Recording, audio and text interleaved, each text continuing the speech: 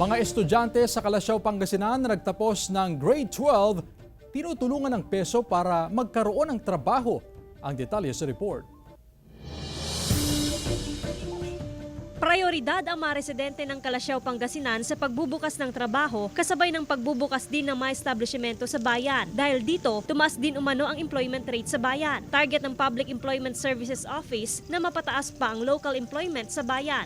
Ang karamihan na lumalapit sa office natin is local. So yung overseas kasi, lately lang may problema na naman tayo sa Israel. So yung mga kababayan natin as much as possible, gusto rin nila ng secured bago sila mag-abroad. Batid na umano ng senior high school student na si Ralph ang kahalagahan ng pagkakaroon ng permanenteng trabaho. Sinisikap umano niyang magtapos sa pag-aaral para mas madali ang kanyang job application. Mahirap po yung panahon ngayon, lalo na po tumataas lahat ng presyo. Hindi po natin masasabi po kasi pag balang araw po, baka biglang tumas pa po eh.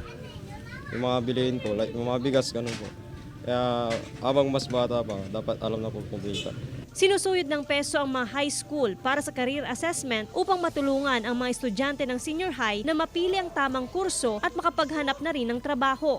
Karamihan ng mga senior high kasi minsan yung capacity to enroll or continue to college is medyo hindi na nila kaya. So meron naman tayong programs for senior high na pwedeng ano din sa ating mga kababayan. Of course, yung training, pwede silang mag-skills training para madagdagan yung kanilang kapasidad. Samantala, in demand naman ang caregivers at nurses sa Germany at factory workers naman sa Taiwan. Kasama si Jing Dakanay, Joan Punsoy, One North Central Luzon.